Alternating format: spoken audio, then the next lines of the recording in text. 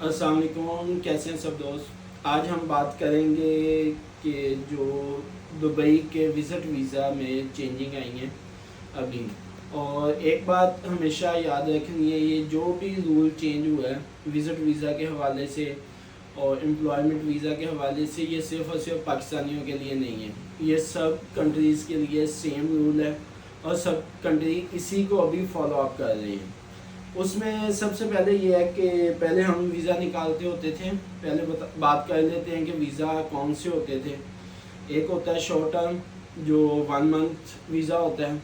इससे पहले एक 14 डेज़ का भी वीज़ा निकलता होता था, ट्रांजिट वीज़ा भी होता था, लेकिन अभी वो मोस्टली नहीं निकल रहे।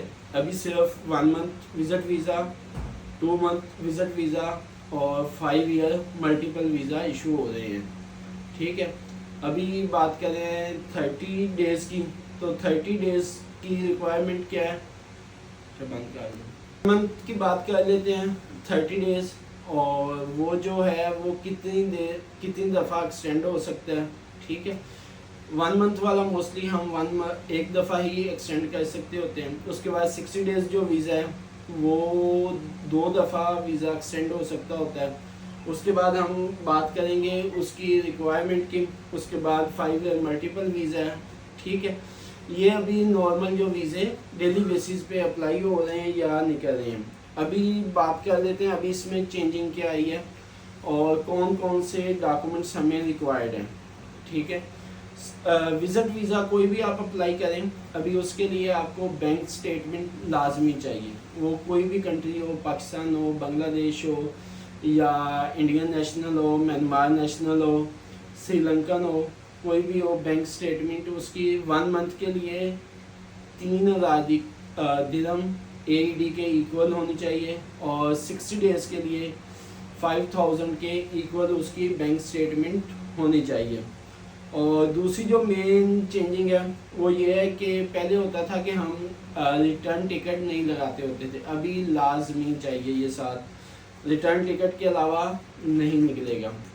और तीसरी जो चीज़ है वो है होटल बुकिंग, और अभी जो है होटल बुकिंग लाजमी चाहिए और पेड चाहिए।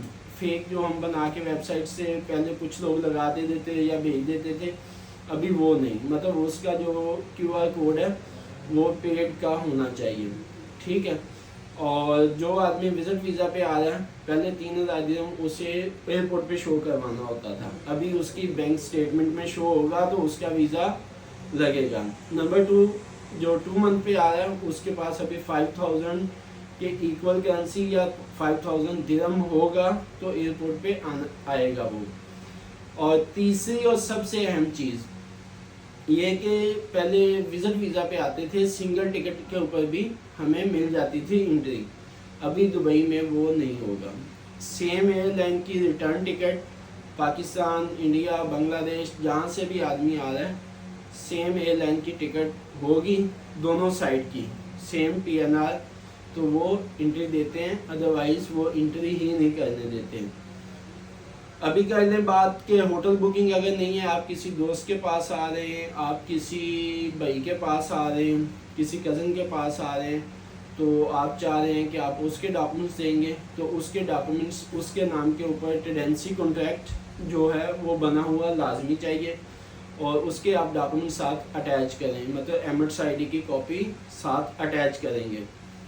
और विज़िट वीज़ा आपने निकलवा लिया, उसके बाद एक प्रॉब्लम होती है, अगर सेम जिस दिन 60 डेज़ कंप्लीट होंगे या 30 डेज़ का, उसके बाद अब्सकॉन्डिंग होती है।